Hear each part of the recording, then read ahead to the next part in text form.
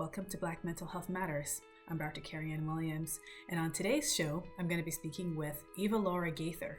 She's a celebrity life coach and intuitive consultant, and we're just going to be talking about her background, her business, and we're just going to discuss a few topics. So if you're interested in hearing more, then keep listening. Hello, everyone, and welcome back to Black Mental Health Matters. I'm drkerryann Williams. I'm a psychiatrist practicing here in Massachusetts, and this is a show that's about everything related to mental wellness in the Black community. So if you want to call in throughout the show today, give us a call at 617-238-7111. We're also streaming live on Facebook, and that's on the Facebook page, heat981fm.com. So welcome to the show, and today I have a guest with me. Her name is Avalaura Gaither. Avalaura is an internationally celebrated celebrity life coach and an intuitive consultant with a background in social work, mental health, and counseling. She has a bachelor's degree in psychology and a master's degree in social work from Howard University. And if that wasn't enough, she's also trained as a Reiki master and teacher, a certified life coach and spiritual counselor, hypnotherapist, holistic aromatherapist, and yoga and meditation instructor. Avalaura is a speaker of she's been a speaker for over 15 years, and she's a creator of two soul-stirring podcasts. One is called Avalaura Heal My Life. The other one is Black Women Leave America, which you can listen to on iTunes, Spotify, iHeartRadio, Stitcher Radio, and more. Avalaura has been featured for her work on The Real Housewives of Potomac, Afro-American newspaper, Ruby Magazine, The Huffington Post, Reader's Digest, and The Root. So you've been pretty busy. Welcome to the show, Avalaura. Thank you for having me, Carrie. Yes, I stay busy. As you know, in this field, there's plenty of work to be done. Plenty of work always. So tell us a little bit more about yourself, your background. What led you to do the work that you're doing now? Yeah, thank you for asking that. You know, it's something I believe that in the healing or helping profession, it really is a calling, right? Like there's something within you that feels like you really want to help people and not just say it, but you actually want to, be a part of the change in the world. And for me, I'm the oldest of three children, originally from Connecticut. And, some might call me bossy. I just thought I was really good at giving advice. And people listen to me, right? I think when you're the oldest child, you're naturally a leader. You're kind of thrust into that position, and I was really good at it. And I saw that people actually took my advice and benefited from it. And so when it came time to figuring out, when you turn 18 and you're going to college and you're trying to figure out where to go and what you're going to major in, mom's like, so what are you going to do? And I was like, well, psychology, of course. I mean, you know, that was the dream, that I just, wanted to be a counselor and I wanted to just advise people for a living. And so, for the most part, that's kind of what happened. There were definitely some twists and turns in there, and I ended up taking the holistic route, which at that point in time, of course, didn't know about. It's certainly not talked about in the Black community, didn't really know anything about. But that really came about because when I ended up in the social work field after I got my master's degree and feeling, very proud of myself, like I'm here, I've arrived, all the work that I've done, I've made it. And I got into the field and I was just like, oh my God, no, this is this is not what I signed up for. Because I really just felt like the social work field, but really the mental health field at large, really wasn't set up to help people heal, but really I was just helping people to maintain their dysfunction.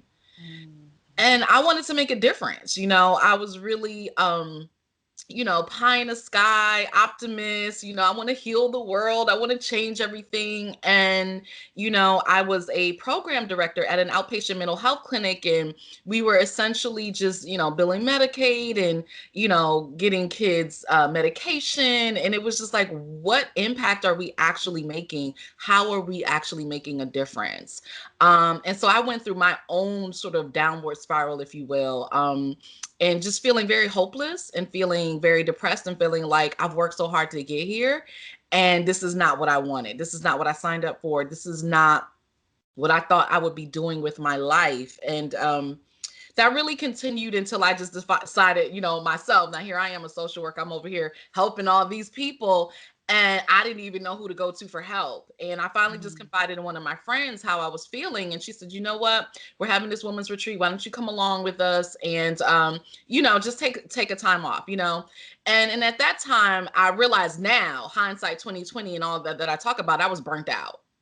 Right. And I probably needed a change, but I didn't know that. Like, nobody was talking about burnout. Nobody was talking about self care, all these things. So I didn't even know what was going on with me. I just knew that I was feeling really hopeless. I knew that I was feeling powerless. I didn't want to go to work anymore. I was gaining weight. I was feeling depressed. yeah. And so I ended up going on this women's retreat. Best thing I ever did, where it kind of just got me back to myself. Doing the soulful self-care that I talk about, doing the yoga, the meditation, being out in nature, just spending time with like-minded women. And it was during that time I literally just had like an emotional breakdown. Mm, mm, I just found myself on my hands and knees crying out to God, like, I can't live like this. This is not what I signed up for. I can't do this. Like, you got to get me out of here. And I felt good, I released, I let go, mm. cleansing Yeah. moments. And then I realized, like, oh shoot, I gotta go back to work on Monday. Back to the grind. Back to the grind, back to the rat race, as people call it. And I did. I went back. I mean, what else was I gonna do? And I got back to work, and normal day. And then my boss calls me into his office and he says, "Ava Laura, it's been great having you, but I gotta let you go." And I said, "Wait, what?"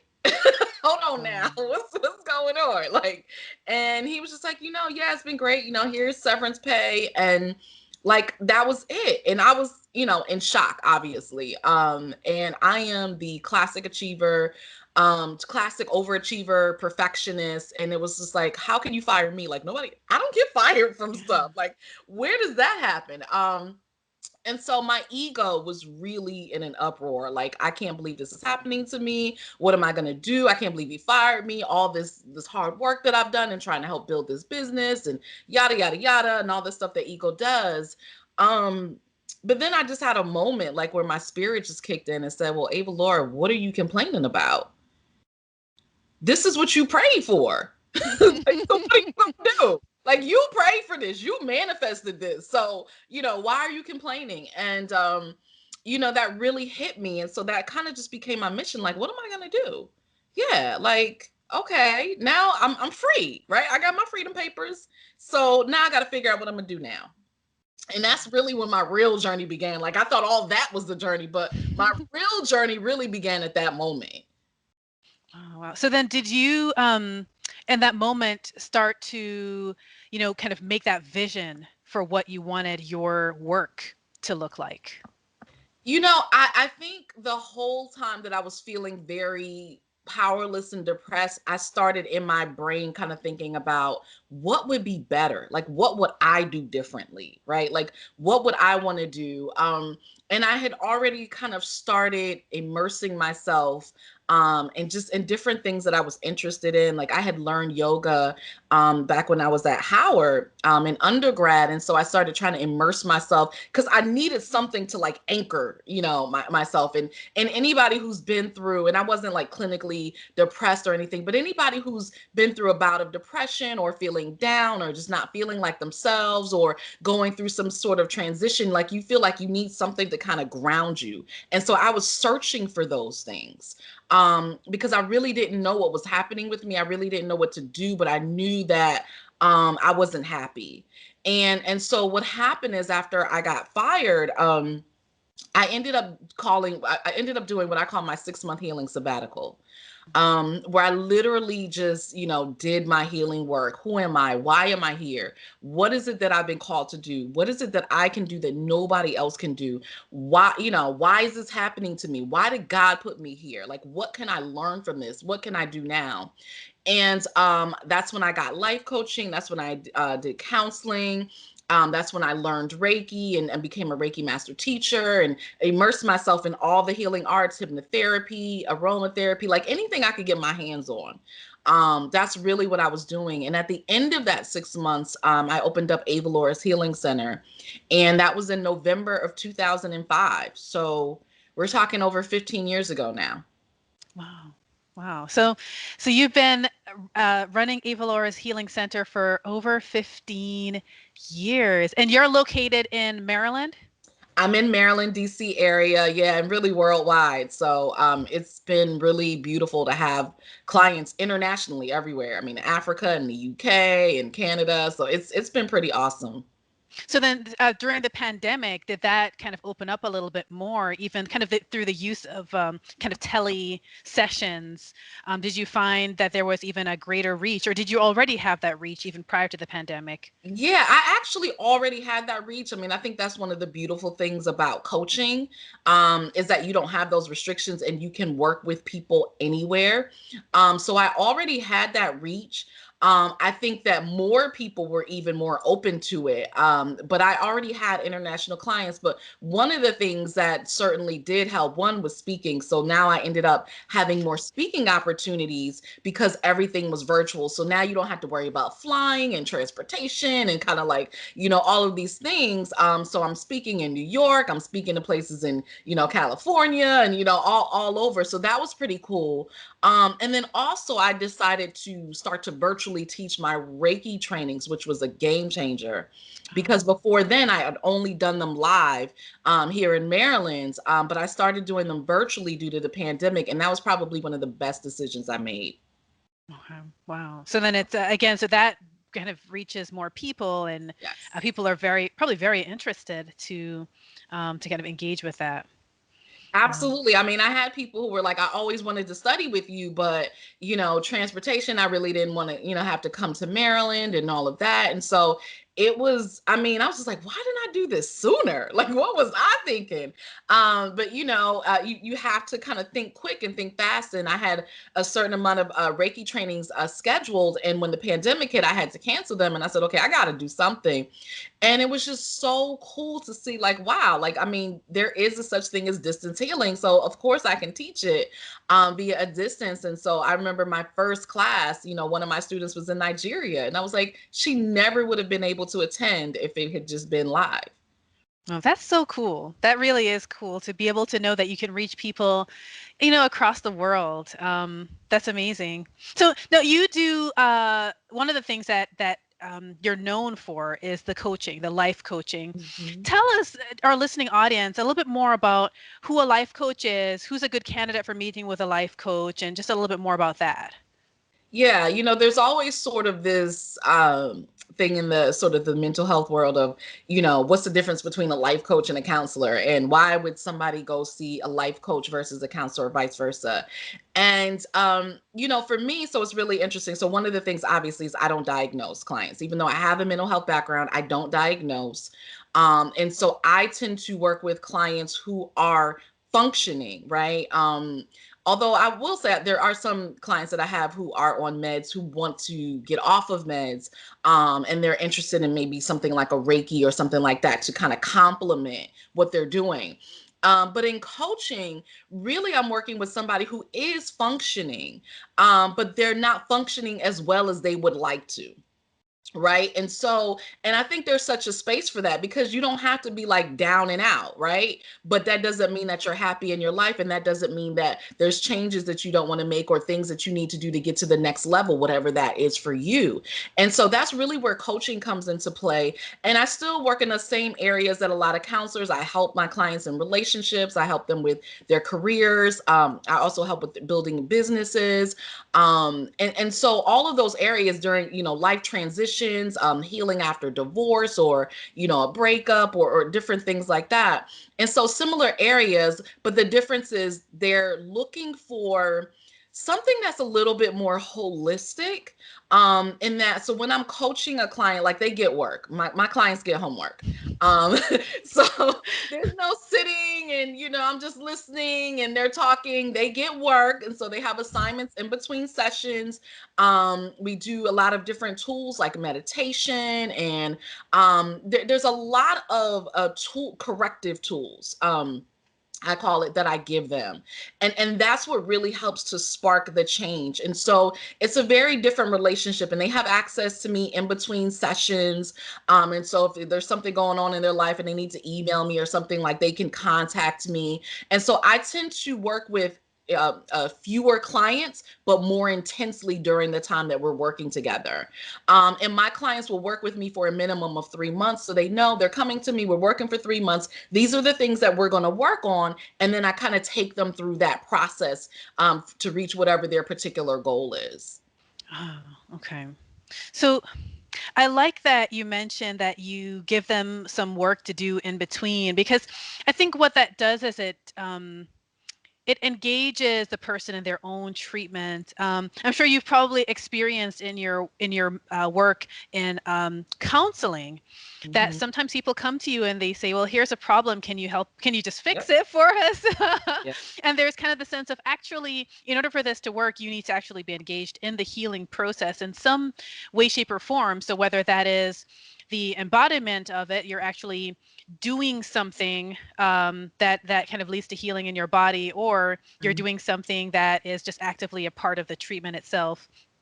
So I like that you do engage people, um, and it seems like it's an advantage then that even though you have the title of life coach, you have the background Yeah. of a counselor, so you know how to diagnose, but Yeah. that's just not the role that you take for the folks that you see as a life coach. That is, it makes me kind of want to delve a little bit into the philosophy of what Mhm. it means to be well, right? Mhm. Um, because it seems that that's part of your story, is this kind of idea of what does it mean to be well, and you kind of, it seems as though you entered into this with I guess maybe that the idealism of youth, of kind of like, Yes. here's what I'm going to do to change the world, and then you Yep. realize the system doesn't really support that, and then kind of trying to find a hybrid of realism, idealism, holistic care, all of those things. Yep. So what do you think about the way that the system is right now, based on your experience with it, based on your clients' experience with it, just how accessible is holistic care, and how does our mental health system support that, if that makes sense? Yeah. You know, it's kind of a hot mess. Like, I don't even know another way to say it. There's so many problems. And a lot of what I see is it's a challenging space to be in, because I love holistic wellness. I absolutely love holistic wellness. It has worked for me. It has worked for my clients. A lot of the people who come to me are coming to me because they have tried so hard to be well. And they've tried so many different things, and they've been to so many different counselors, psychologists, psychiatrists. They've been all over the map, and they're still searching. They still haven't gotten what they needed. And they're just the ones who haven't given up, and we don't know the countless people who have tried and failed and just said, you know what, I give up, nobody can help me. And so you have to be like so determined Mhm. um to really get the help that you need. I hear people say all the time, like, finding a good counselor is like finding a good pair of shoes. It's like, you got to try on several pair, before that might happen. And that's the reality. And like, then you have to, of course, deal with, people take insurance. I decided, from the beginning, I never wanted to take insurance. I just did not want to be limited in that way. I wanted to work with people who were fully invested in their wellness, because I knew that if they were paying out of pocket, they were going to be dedicated, because you're not going to Mhm. pay me all this money and not do the work. Yeah. So I made that decision from the beginning. But of course, the traditional system is insurance. And so most people who count on insurance, there's so many limitations. They find that they can't necessarily get the help that they need. They're looking for therapists, and particularly if they're looking for a Black therapist, and they feel like, I've been to several white therapists and they couldn't understand me, and I'm like, why the heck am I here? And there's so many different issues in trying to find the right person, if Yeah. you can, and then also trying to afford that person if you find them. Yeah. Because I will be the first to tell you, I am not affordable. I'm not, I wasn't really trying to be affordable. My client is one who says, you know what, I have the money, I have these problems, I want to get the best care that I can get, so I'm gonna go here, I'm gonna Yeah. forget the system over here and go to her. Yeah. But not everybody can do that. So there's a lot of people that I can't work with because they can't afford me. That's the reality. And so it's a tough place to be. You have, as a practitioner, and as a person needing help, there's definitely some decisions that you have to make in terms of the lane that you want to go in. And so there's a lot of problems with it. Holistic wellness is not supported. You're not going to get a Reiki treatment paid for.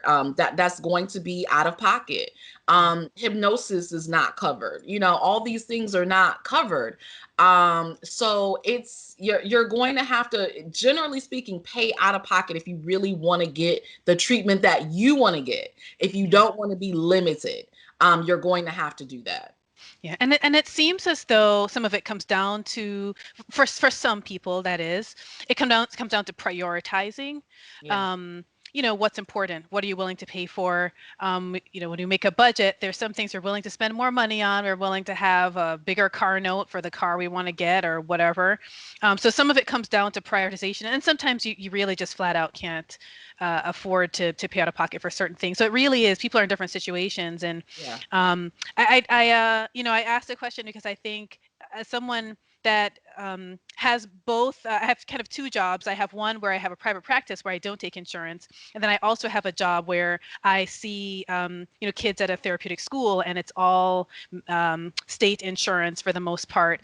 And so I kind of see two populations, Mhm. and both need help, but one has more financial resources. And it's just interesting to kind of see the disparities, really, and then what the people look like when they Yeah. can pay out of pocket sometimes. Um, so I think I think one of the things that I'd love to see is a greater access to holistic care for people of multiple demographics. And so one of the reasons I wanted to have you on the show too is just for you to kind of even just represent, this is what holistic care looks like. I think it's really important, and I wanted to also just kind of delve a little bit into, for you, what does it mean to be well? When you think about the work that you do, when clients come to you and the kind of questions they ask you, to you, when do you feel like people are doing okay? What does it mean to be well? Yeah. And obviously, that's going to look a little different for everybody, based on, for coaching, I don't necessarily call it treatment plans, but, mental health, Yeah. in their treatment plan. But one of the things that, when I first start to work with an individual is really looking at, what are your goals? Like, what is it that you really want? And not like what you say that you want, but like at your core, on a soul level, like, what is it that you really want? And that's how I start to look at their wellness in terms of what it is that they really truly want. And it's interesting how a lot of times people will come to me and say, well, I want more peace, or I want to be happy, right? Or I just want to stop attracting narcissistic men, right? Like, whatever it is. But then when we start getting into the work, they realize it's really something else that's driving them, that they didn't necessarily know what that was. And so I look at wellness obviously from a holistic standpoint, mind, body, spirit, and soul. But I'm really interested in somebody, a lot of times I'll call my work soul work, like really at a soul level, like, what is happening with you? Why are you having these experiences? What are the lessons? Where is it that you're really wanting to be in life? And let's figure out a way to help you, to get everything that you want out of life, whatever that looks like to you. Like, let's figure out, what is your soul success, right? Because everybody is so different. Like, for me, I might be happy backpacking, traveling the world for the rest of my life, and I'm good, where somebody else like really wants to settle down and have a family, and or have a business, or live out in the countryside somewhere and just write for a living. Like, everybody's so incredibly different. And so a part of my work that I think is so beautiful is that I get to honor those differences, and I really get to look at a person for who they truly are and what it is they really want at a soul level, and help them to reach that. And that to me is wellness, just being able to live life on your terms, whatever that is for you. Oh, so in that way, people get to define it for themselves. What Yes. does it mean to them to be well? Not necessarily for you as a practitioner to define what that looks like for them, which I think is the ideal. I like that. I like that answer. And for those of you that are just listening or just joining, this is Black Mental Health Matters. I'm Dr. Carryann Williams. I'm a psychiatrist here in Massachusetts.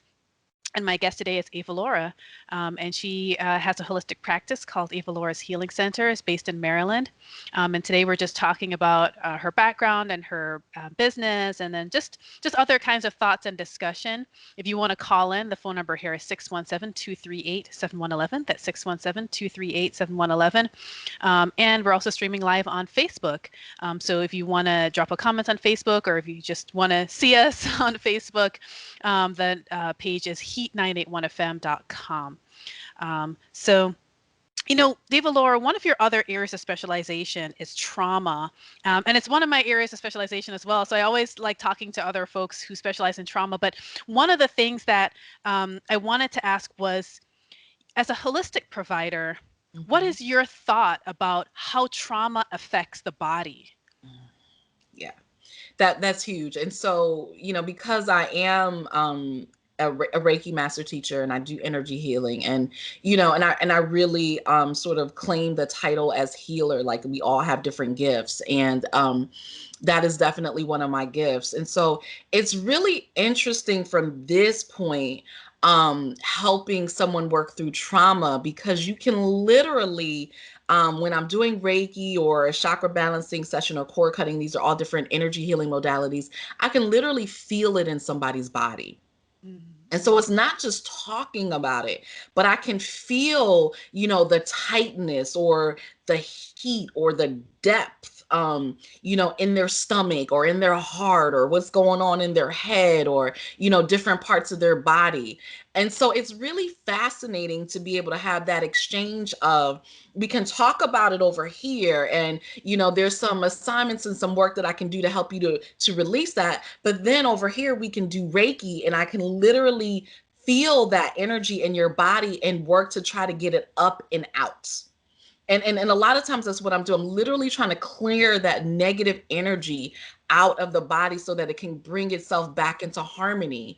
But it's so interesting without even somebody telling you. Like, there's just things that you can feel and connect with. And it's sort of the blessing and the curse of being a healer. I have a lot of clients who are empaths, and I have a lot of Reiki students who are empaths. And that's one of the blessing and the curses. Like, when you can really feel what somebody else is going through, it's great because you can connect with them and you can better help them because you feel it. But at the same time, it's like you feel it, right? And Yeah. you don't want to Wow. have the experience yourself. But it's really fascinating, being able to do that and seeing what people look like after a session, and how they're like glowing and smiling, and they have this lightness, right? And some will say they feel like they're just like walking on a cloud, and they hadn't felt that good in years, or they hadn't slept that good in years, because this energy has literally been released from their body. Wow. And we know that trauma is you know, you know, Yes, absolutely held in the body. And it's how do you describe something that's felt so deeply, right? exactly. And a lot of traditional therapies, which are fine, traditional therapies are fine, but a lot of them do rely on talking, and it's sometimes hard to talk about something that your body's holding on to. Particularly, sometimes people experience things and they don't even remember specifically what happened because their brain, as a protective measure, kind of blocks some of the actual memory out, but your body remembers. Um, Exactly. Yeah, they don't necessarily remember it, or like you said, there's no words to really fully articulate it. mhm. And so sometimes, truthfully, like, it could come out in sound, or, in movement, or in something, because you can't even speak it. Mm. And so that's why I love holistic modalities, because it offers you a different way.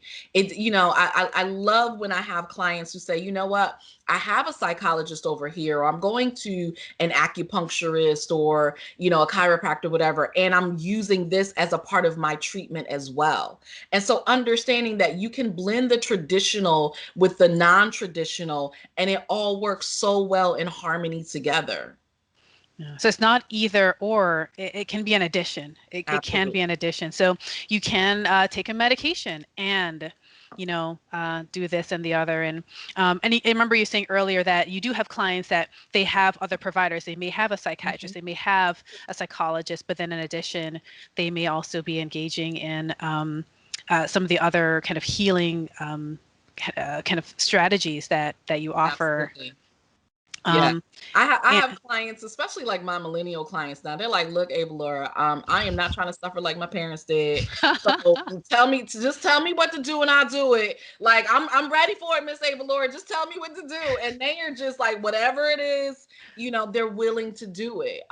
They're really dedicated to it. And I think that's a beautiful thing when you are so invested in your healing because you understand like it really is the most important thing. I mean, if you are not healthy and whole and functioning in the way that you want to function in, like what is the point of life? Like why are you here?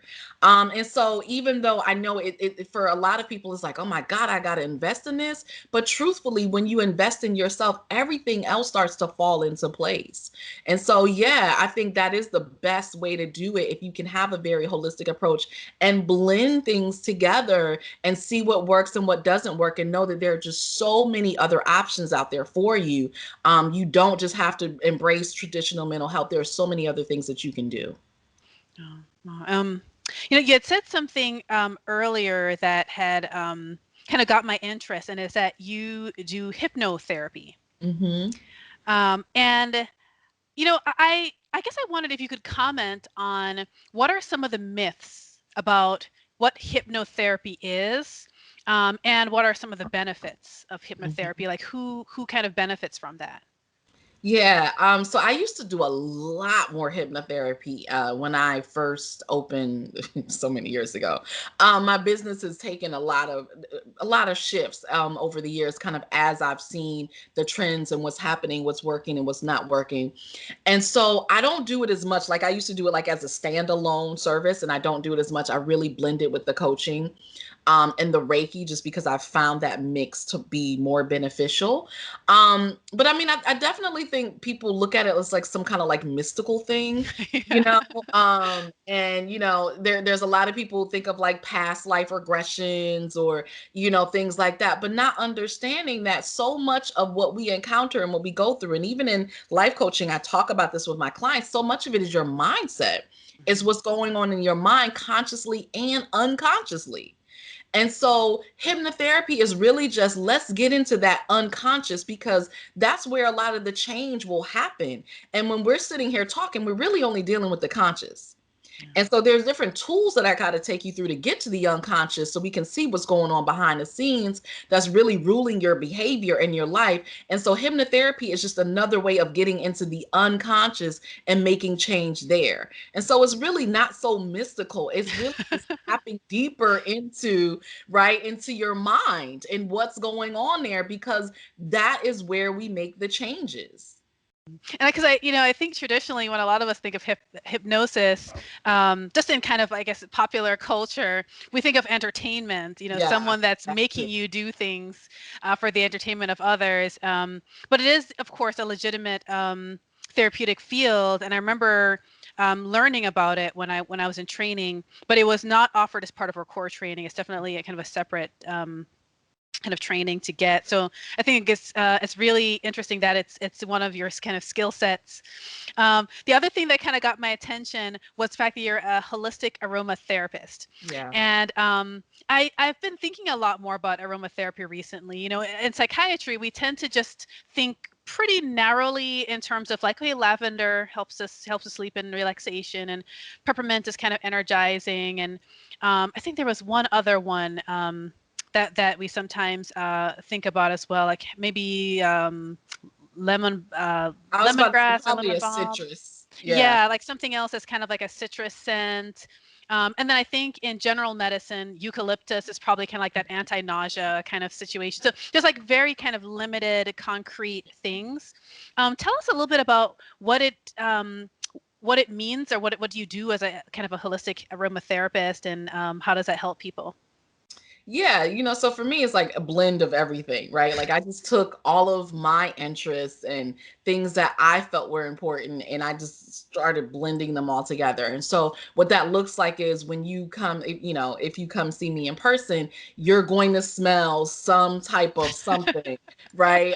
In the diffuser as you walk in. And so it's like the first thing. So all of like your senses are engaged. So your smell, your sight, your touch, and it's like, wow. And one of the things that I teach my Reiki students is like, look, half the battle is presentation, is the energy in the space that you create, for your clients. And so if when you come to me, the energy is set and is really very intentional, that's half the healing right there. All I got to do is show up.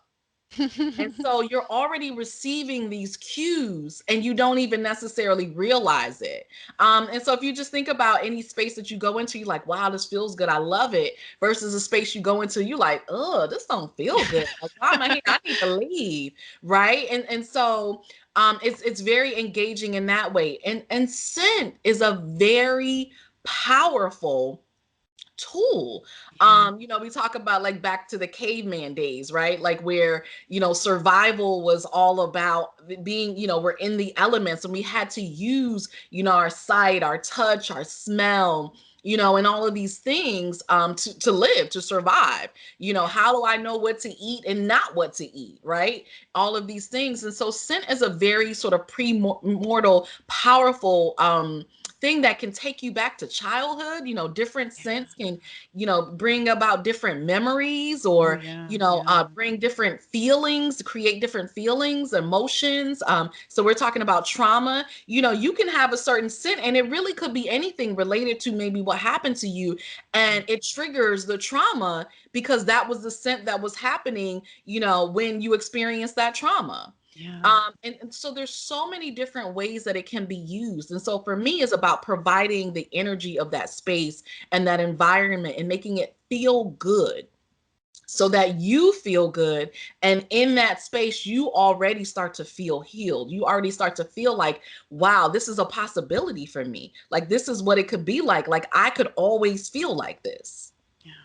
No, that's amazing because I think sometimes we forget about the fact that the sense of smell, that kind of olfactory system, is a direct connection to the brain. It's a Yeah. direct connection to the emotional part of the brain. And so it's quite powerful. I remember actually when I was studying child psychiatry in my fellowship that they talked about kind of sensory things working with kids, Hmm. and that sometimes even getting those, there's these markers that are scented Yep. markers. Yep. Sometimes using those markers can actually help kids regulate. And we tried it, and like we had kids that they would be coloring and then they take up the marker and start Mhm. smelling it, and that just they would just kind of like feel good. So it's there's a lot of benefits to scents even for kids and adults. And so I think that's really great that you also kind of specialize in that. And then you mentioned, as I kind of read through your bio, that in addition to being a life coach, you're also a spiritual counselor. Tell me a little bit more about this, what you mean when you say spiritual counselor. Yeah, spiritual is not related to any religions, first and foremost. And a lot of people like to put the two together. They really actually are two separate things. You can be religious and not spiritual, and you can be spiritual and not religious, and you can be both. Yeah. And so spiritual really is like I said, I really consider, it's life coaching, it's healing, but I really consider what I do to be soul work. Okay. And that's the spiritual, really tapping into the heart of the person that I'm working with. And so it's, I do definitely have clients who embrace different religions or spiritual beliefs, and I, welcome all of that. There are definitely people who want to work through certain things spiritually or religious wise. I mean, there is a such thing as religious trauma. Yeah. There are a lot of people who've been traumatized by the church and their religious upbringing. And so I certainly have clients who are dealing with those issues too. But really, it's really just working with like, who are you as a soul? Who are you? And Mhm. let's work from that space. Let me see that person. Let me get to that person. And let me help to bring that out of you so that you can really manifest that in your everyday life. Because so many of us have had to become something other than who we are Yeah. to survive. to thrive, because we think that's what people expect of us, because that is our, particular identity, whatever it is. And so we don't know who we are anymore. We've lost that. And then we wonder why, we're depressed and we're not happy and we're not really fully living. And because you're not being authentic to yourself, and you don't even know who yourself is, because you haven't really taken the time to explore that. And so that's the spiritual part for me, like allowing you to truly get into you and embrace who you are. And then all of that other stuff comes up now. Of course, your belief system, what's going to be your anchor? Are you going to embrace this particular religion or this particular practice or this particular ritual? All that can come from that space. Wow. So, for those of you that are just joining, you're listening to Black Mental Health Matters. I'm Dr. Kerryann Williams. I'm a psychiatrist here in Massachusetts, and my guest today is Avalaura, who is the owner and operator of Avalaura's Healing Center in Maryland. And today we're talking about her background and her business, and also just general topics in mental health as well. So if you have a question, you can call in at 617-238-7111. That's 617-238-7111. We're also streaming live on Facebook, and the Facebook page is heat981fm.com. So thanks to those who have already joined by Facebook. And I want to shift into talking a little bit about Black mental health. So, and you have clients from all over, right? So not just Black people in the U.S. You have Black people in other countries. I wanted to, I guess, maybe start with Black women. What would you say are some of the common kind of perspectives or perceptions that Black women tend to have that can sometimes be a barrier to feeling fulfilled in their careers and their families? What some of the common threads that you see? Yeah. So first and foremost, I do want to say, and because this has been a nice welcome change in my business. So I told you I officially opened in November of 2005. And when I first opened, even though I'm in the DC area, and it used to be Chocolate City, no more. But very high, Black, percentage of Black population in this area, which is one of the reasons why I love it and I stayed. I told you I'm originally from Connecticut, and I was like, my God, this is heaven. So I'm staying here. Um, but when I first opened my practice, the majority of my clients were white. And it was really interesting, some of the views around mental health, around holistic health and wellness and all those things. And I remember having, Black women in particular, and some men too, but really more Black women, wanting to embrace holistic health, but like, oh no, I can't do that, or oh, that's against my religion, or my pastor told me I can't practice yoga, that's going to open me up to spirits, or no, I can't do Reiki, like I don't know what that is touching me, or what are these spiritual guides and all this stuff. And so it was so fascinating to me, the views that we had, and how I was just like, this is ours. You know what I mean? Like, we call it holistic and we call it, sort of non-traditional or alternative, but this is where we come from. Like, these are our roots. How do you think we made it through slavery? And, what do you think was happening in Africa and everywhere? Like this, we've always had traditional healers who healed using the elements of the earth, right? Or spiritual knowledge. And so it was so fascinating to me, getting that response. And then now, coming to, 2021, where the vast majority of my clients are now Black women. So it's been a complete shift. And it's so fascinating to me. And, a lot of it is, of course, like we talked about, our belief system, right? Because that is what plays the role. And I do a lot of teaching around mindset and growth mindset and our belief system, and what our beliefs create in our life and what they manifest in our life.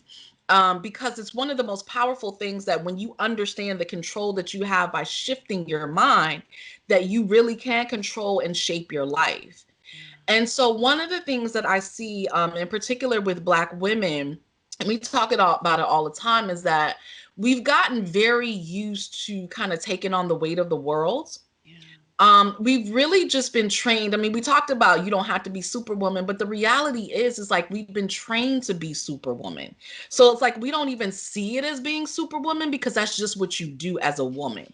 That's what I've seen my mother do. That's what I've seen my grandmother do, my great grandmother do. And so I don't know how to just fall back and relax and like really practice self care because we don't do that in our family. Like, I gotta make sure that the dishes are done. I gotta make sure that the kids are good. I gotta make sure that my husband is good. And then if there's some left over for me, okay. But otherwise, everybody else gotta be good first. And that's the training, that's the programming. And so what I see is a lot of like really like deprogramming that we have to do, because that is essentially how we have lived and how we have functioned and how we have survived. It's like if you don't have that powerful black woman holding you down, you're lost. Right? Like nobody else is gonna do it. And so there's been a lot of sacrifice. There's been a lot of sacrifice.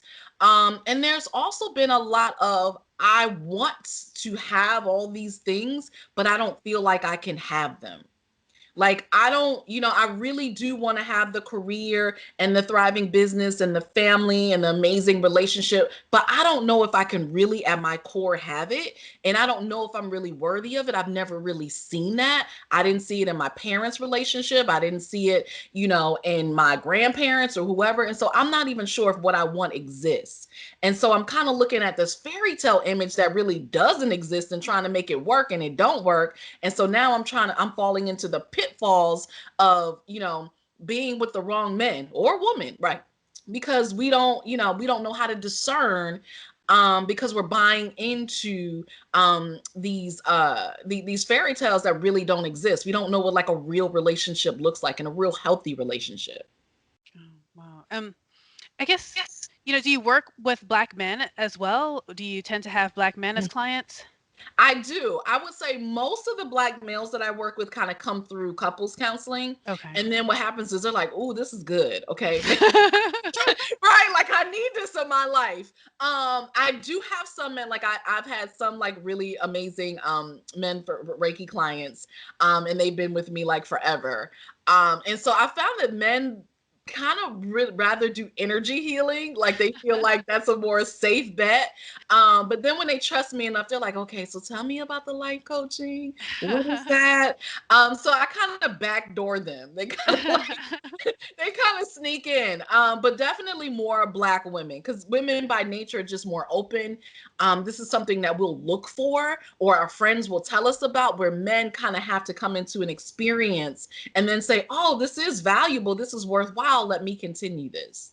Oh, wow. And so, I guess and this is more kind of like a general question, what do you wish that people knew about taking care of their mental health? Like just, particularly Black people, but just anyone, like, what do you wish that people knew about this is, about mental health in general, about taking care of themselves?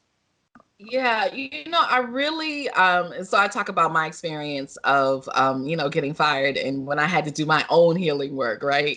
And I when I look at it, I think that was like the first time in my life that I really did something so substantial. I did little things here and there, but I really kind of just sat down with myself, and fully embraced what was going on in my life and what I wanted to shift and change. And while it was probably one of the more challenging parts of my life, it was also one of the most beautiful parts of my life, because it really was a gateway.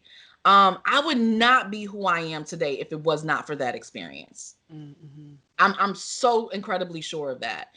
And so what I wish that people knew is that healing work is not easy. It can absolutely be challenging. It is continuous. So you don't ever stop healing, because you get to one level and then you want to get to the next and then the next and then the next. And if you're really on this journey of being the best possible person that you can be, you're always going to be in the process of healing. But if you decide that this is something that is important to you, that you're willing to do it, that you're going to invest your time and energy into it, it is absolutely one of the best decisions that you could ever make for yourself. Because the reality is life is hard. Mhm. It just is, as one of my clients say, life just be lifing, you know, like life Life just be life. life be life. Like life is not easy. Like there's always something, like you get to a place and you're like, I'm good, and it's something else just smacks you over the head and you got to deal with it.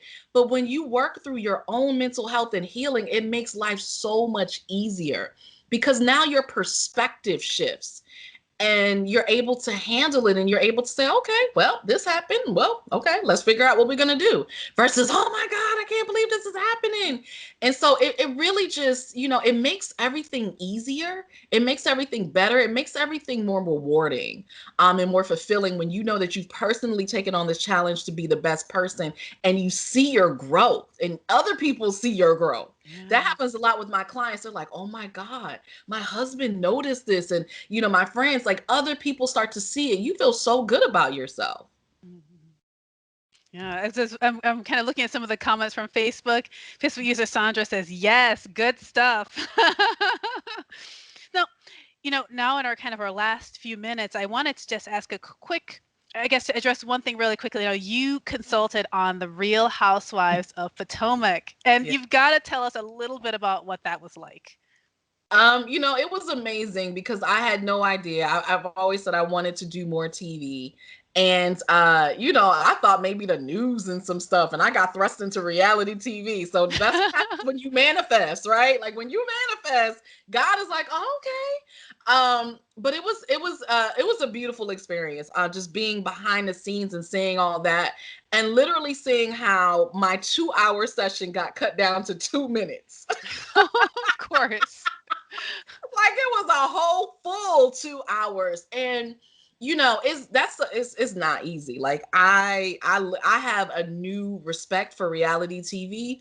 Just seeing all of the inner workings. You literally had, I'm trying to think, maybe 10 to 15 people who were there, from the producers and the camera people and lighting and the sound.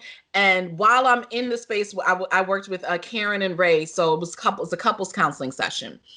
And you got the producer over here, you got all the stuff over here. I'm having to listen to them and receive what they're taking in and give back, watching the producer and what they're saying over here, monitor all these things, what's going on in my own head.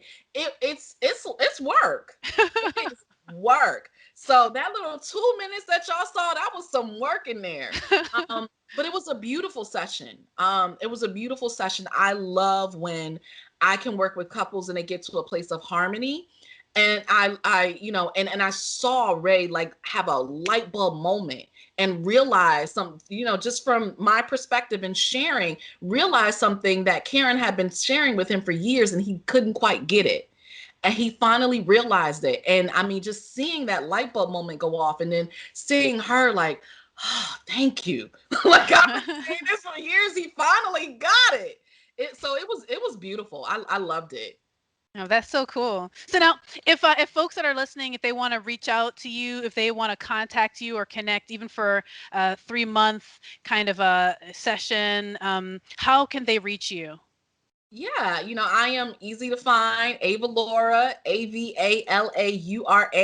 I am Googleicious. There's only one Avalaura. So literally you type that in, you can go to avalaura.com. That is my hub. You can get on my mailing list. Connect with me on social media. I'm everywhere. I'm on Facebook, Instagram, Twitter, LinkedIn. So I'm very easy to find wherever you connect with me. I'm very approachable. A lot of times people are like, oh, I'm really approachable. People hit me up in my DMs all the time, maybe a little too much. So, um, yeah, but I'm really easy to find. Connect with me. If you're interested in work with me, you can start with a consultation. Get on my calendar. We can talk, kind of see where you are in your journey, and what it is that you're looking for, and then I can kind of best direct you into, let's take this approach or let's try this. And so, yeah, I look forward to hearing from you. Awesome. And of course, there's a couple of podcasts as well that people can tune into. All of that. And so those are all on my website as well. So yes, you can tune into my podcast. I forgot YouTube. You can tune into my YouTube. I have tons of videos. Even if you go to my Facebook, there's tons of videos. So I'm like I said, I'm Googleicious. I'm literally everywhere. So I am so easy to find. Well, I thank you so much for coming on the show today. It was great hearing your insights and hearing about your work and your life. And I know our listening audience definitely appreciated that as well. Good. Um, and so, for those listening, you've been listening to Black Mental Health Matters. If you want to tune in again next week, it'll be every Sunday at 1 p.m. Eastern Standard Time here on Heat 981 FM. So tune in again next week. Thank you. Hi, everyone, and thanks for joining me today. You can catch more of Black Mental Health Matters every Sunday at 1 p.m. Eastern Standard Time on heat981fm.com. So I hope you enjoyed the show and have a great week.